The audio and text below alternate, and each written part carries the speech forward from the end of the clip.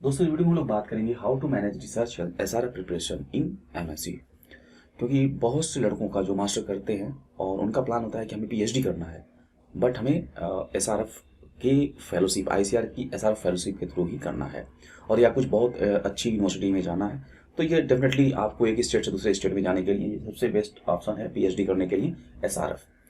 तो इस वीडियो में हम लोग वही बात करेंगे, क्योंकि हर स्टूडेंट जो एमएससी करता है तो वो ये प्रॉब्लम फेस करता है, और उसी को देखते हुए बहुत से टाइम आप लोगों ने ही पूछा था, तो उसमें मैंने एक वीडियो बनाई है।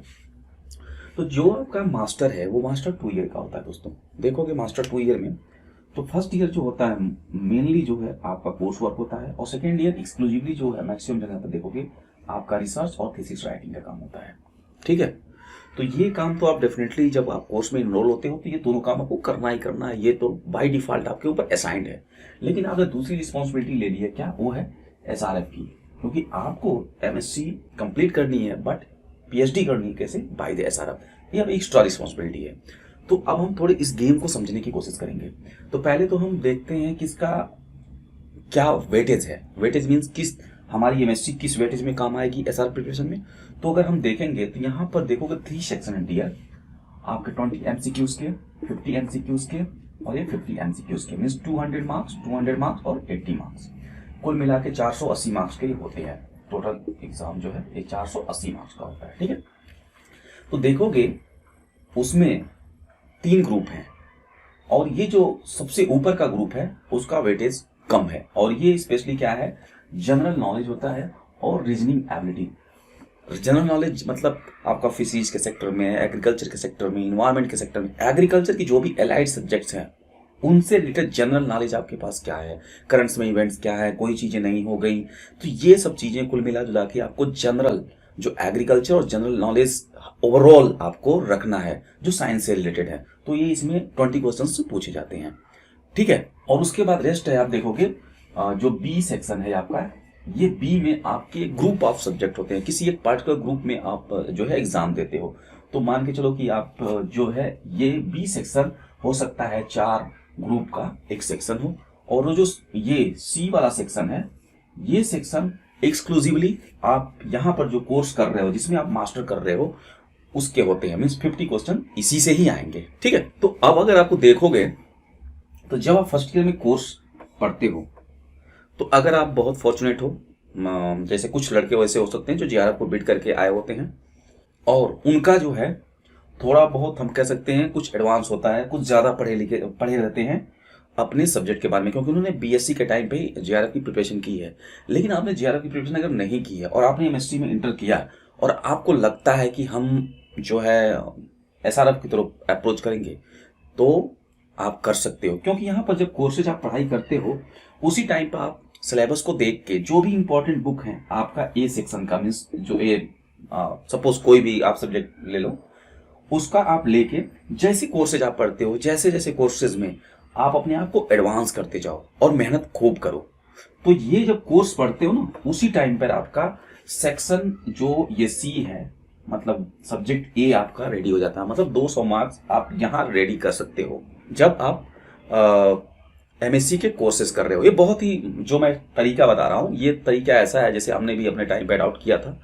और एसआरएफ जो क्या है कि अब थोड़ा एडवांस लेवल हो जाता है, जीआरएफ से थोड़ा एडवांस हो जाता है, आपको स्पेशलाइज होना पड़ता है और फिर एक कुछ ग्रुप ऑफ सब्जेक्ट में आपको बीट करना पड़ता है। ठीक है, लेकिन आपका जो रैंक बनेगा वो आपके ही सब्जेक्ट के विद इन बनेगा। ऐसा नहीं कि अगर मान लीजिए जैसे इसमें A B C D group वाले हैं, हम अगर बात करें जैसे मान लीजिए एनआरएम 2 में, उसमें एग्रोनॉमी भी है, सॉइल साइंस भी है, एग्रीकल्चर केमिकल्स भी है इस वाले सेक्शन में, बी वाले सेक्शन में, और वाटर साइंस एंड टेक्नोलॉजी है।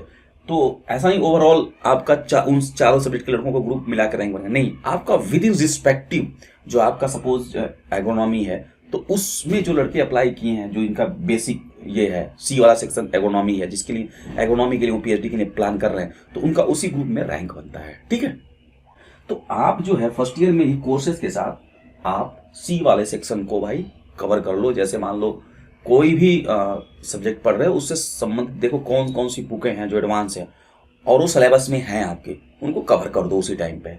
तो आप देखोगे ना कोर्स वर्क के टाइम पे ही आपका ये सी सेक्शन और बी में भी आपका ए है, मतलब अगर मान के चलें तो 200 मार्क्स प्लस इसमें से 4 में से अगर 200 मार्क्स में से 50 मार्क्स, 250 मार्क्स की तैयारी आपने कर ली।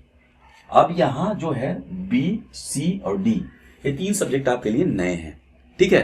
तो मैं हमेशा इस पोर्शन की तैयारी के लिए ना, मैं हमेशा ये कहता हूं कि आप लोग ग्रुप बना लो अपने सब्जेक्ट के रिलेटेड। जो कोई स्टूडेंट्स आपके आसपास हैं या कहीं पर अगर आप किसी यूनिवर्सिटी में हो, वहां पर आपको नहीं अच्छे से मिले, तो कोशिश करो कि जो कहीं और के हैं उनसे कांटेक्ट में आ जाओ, ठीक है।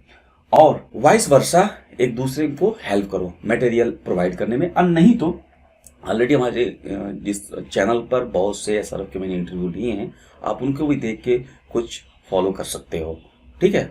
कुछ जो टिप्स उन लोगों ने बताई हैं, जो बुक्स मटेरियल बताई हैं, उनको रेडी करो। अब साथ ही साथ ये वाली चीज जो है दोस्त, आपको जब भी टाइम मिलता है इस कोर्स वर्क के टाइम पे, तो आपका जो कंफर्टेबल, जो भी अनटच्ड ऐसा है, जो बहुत ही अनटच एरिया न्यू है, उसको धीरे धीरे आप मेहनत करना स्टार्ट करो। जैसे ही फर्स्ट ईयर कंप्लीट होता है, आप सेकेंड ईयर में आते हो, तो आपके पास कोर्सेज कंप्लीट हो जाते हैं और आपके पास बचता है रिसर्च वर्क। तो रिसर्च वर्क को हैंडल करने का देखो बता दूं, सबसे बड़ा जो मैंने देखा है लोग प्रॉब्लम फेस करते हैं, रिसर्च को स्क्वीज करके मत रखो। मतलब मैंने देखा है कि इन टाइम पे क्या होता है, लड़के जैसे पीपीडब्ल्यू है, ओआरडब्ल्यू है, ये होती हैं चीजें छोटी छोटी, लेकिन इनको अगर स्क्वीज करके रखोगे ना, तो ये क्या है, आपको प्रेशर क्रिएट करेंगे। और जब प्रेशर क्रिएट होगा ना, तो आप अच्छे से कोर्स नहीं कर पाओगे और अपनी प्लानिंग तो आपकी डिस्टर्ब हो जाएगी। तो कोशिश करो अपने चेयरपर्सन से वेल कनेक्टेड रहा करो, दूर मत भागो, क्योंकि अल्टीमेटली आपको डिग्री लेनी ही लेनी है। और दूसरी बात, आपको प्लान कर रखा है, सारा से तैयारी करनी है, जाना है, तो इसलिए मेरा आप लोगों से रिक्वेस्ट होगा, प्रॉपर कम्युनिकेशन करो अपने चेयरपर्सन से, और वो जैसे बताते हैं, गाइड करते हैं, आप उन चीज़ों को स्मूथली करते जाओ। तो आपको रिसर्च का जो है ना, ये प्रेशर आप पर क्रिएट नहीं होगा। और जब ये प्रेशर क्रिएट नहीं होगा, तो आप जो है, जो आपने एक्स्ट्रा रिस्पॉन्सिबिलिटी ले रखी है कि सारा उनको तैयारी करनी है, वो आपको हेल्प करेगा। जब आप अब सेकेंड ईयर में रिसर्च, अब यहाँ पर आपको फुल्ली रिसर्च प्लस आपको जैसे जैसे रिसर्च से टाइम मिलता है, अब आपको जो रिमेनिंग ये जो बी और ये वाला ए वाला पोर्शन है, इनके तरफ आपको ध्यान देना है। और ए वाला पोर्शन क्या है, जैसे मैंने बताया, जनरल नॉलेज है, क्या इवेंट्स हो रहे हैं, जैसे मैंने बताया था कि ओवरऑल एलाइड के सेक्टर में या साइंस के सेक्टर में, उससे अवेयर रहना है। ऐसा नहीं है न्यूज़पेपर में कभी देख रहे हो कहीं पर चीजें, तो उसको साइंस वाले फ्रैक्शन को देखा करो, ठीक है। और डेटा कैसे, क्या डेटा है, और क्या प्रोडक्शन, प्रोडक्टिविटी, इंपोर्ट एक्सपोर्ट, इस टाइप के जो है ना, आपको चीज़ों पर भी ध्यान देना है, जिससे कि आपको ये वाला 20 क्वेश्चन एमसीक्यू आपको हेल्प करेगा, ठीक। अब जब मैंने बोला सेकेंड ईयर में जब रिसर्च आप कर रहे हो, तो इसमें जो टाइम है आप इसको फोकस करो, क्योंकि वहाँ पर आपके बहुत से सब्जेक्ट जो है वो अनटच है। तो उन्हीं टाइम में अब आपको उनको कवर करना है।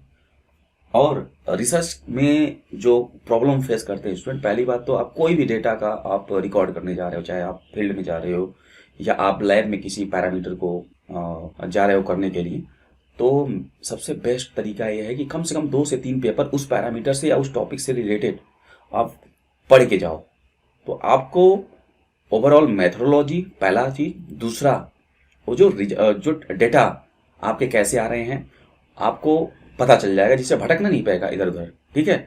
और उसी के साथ साथ आपका जो रिव्यू का पोर्शन है ना, आप यूनिट वाइज सेपरेट फाइल बना लो, और जैसे जैसे पैरामीटर को करते जाते हो आप उसको उस फोल्डर में डाल डाल के रखा करो, जो कि आपका रिव्यू थीसिस राइटिंग के टाइम पर वो काम आएगा, ठीक है। और जैसे ही आपके डेटा आते हैं, उनको कोशिश करो अपने चेयरपर्सन से मिल के उसको फाइनलाइज करो टेबल फॉर्म में, क्योंकि फाइनली आपको थीसिस किस में लिखनी होती है, टेबल फॉर्म जब फाइनल हो जाएगा तभी लिख पाओगे, ठीक है। तो टेबल को कोशिश करो जितना अच्छा कम्युनिकेशन करके चेयरपर्सन से और पेपर को पढ़ पढ़ के, कि टेबल जैसे जैसे आपने डेटा करते जाते हो उसका एनालिसिस करके टेबल के फॉर्म में क्रिएट करो। तो आपका रिव्यू, और जब आपने पेपर पढ़ा तो उसमें कुछ मटेरियल मेथड भी मिलेंगे, क्योंकि आप कुछ काम करने जा रहे हो तो उसका मटेरियल मेथड देखोगे ही।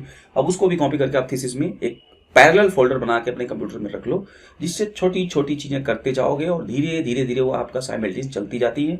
तो इससे क्या होगा, प्रेशर नहीं क्रिएट होगा और आपका ये तैयारी है जो होती जाएगी, ठीक है। और जैसे आपका फाइनल ये हो जाता है, क्या कहते हैं, पूरे डेटा आपके हो जाते हैं, टेबल फाइनल हो जाते हैं। धीरे धीरे धीरे आप रिसर्च का जो रिजल्ट है वो लिखना स्टार्ट कर दो, और रिजल्ट जैसे आपने लिख दिया और अपने चेयरपर्सन को दिखा दीजिए। अगर वो बोलते हैं जैसा आता है, फिर उसके बाद आप डिस्कशन के पार्ट में मूव कर सकते हो। और डिस्कशन का पार्ट आपके लिए आसान इसलिए हो जाएगा क्योंकि आपने रिव्यू कर रखे हैं हर पैरामीटर को ऑब्जर्वेशन लेने से पहले। तो वो चीज़ आपको डिस्कशन राइट करने में, और आपके चेयरपर्सन भी आपसे वेरी कंफर्टेबल फील करेंगे और बहुत अच्छा फील करेंगे कि आपने बहुत इस तरीके से अगर जाओगे तो आपकी हेल्प होगी, और धीरे धीरे वो थीसिस लिख जाएगी। और आप ये जो बर्डन आपने वजन ले लिया वेट एसआरआर प्रिपरेशन का, उसको उस जो बर्डन आपको कम दिखेगा इस सिस्टमैटिक वे जाने से, आप उसको अच्छे से तैयारी कर पाओगे। और फाइनली यही मैं कहना चाहूँगा कि जो ये बैलेंस है इसको बनाना है, और जिसका जैसे मैंने बताया कहाँ पर किसको आप एडवांटेज लेके तैयारी कर सकते हो, कहाँ पर टाइम को कैसे मैनेज करना है, ये चीज़ें आप करोगे डेफिनेटली आपकी जो एसआरआर प्रिपरेशन है और रिसर्च ये दोनों मैनेज हो जाएंगी। तो डेफिनेटली उम्मीद करूंगा ये वीडियो काफ़ी आप लोगों के लिए हेल्पफुल होगी। ये मेरा आइडिया था कि जैसे आपको अप्रोच करना चाहिए और जैसे हमने अपनी लाइफ में अडॉप्ट की थी, आप मेरी इस बातों को सुन सकते हैं और अपना खुद की स्ट्रेटजी अपने कंफर्टेबल अपनी इन्वायरमेंट के हिसाब से बना सकते हैं और तैयारी कर सकते हैं। उम्मीद करूंगा ये वीडियो आप लोगों के लिए काफ़ी हेल्पफुल होगी, और इस वीडियो को अपने तक मत सीमित रखना, अपने दोस्तों में खूब शेयर करना जिससे कि उनको भी इसका बेनिफिट मिल सके। और इसी तरह के वीडियो को देखने के लिए आप हमारे चैनल को सब्सक्राइब कर सकते हैं।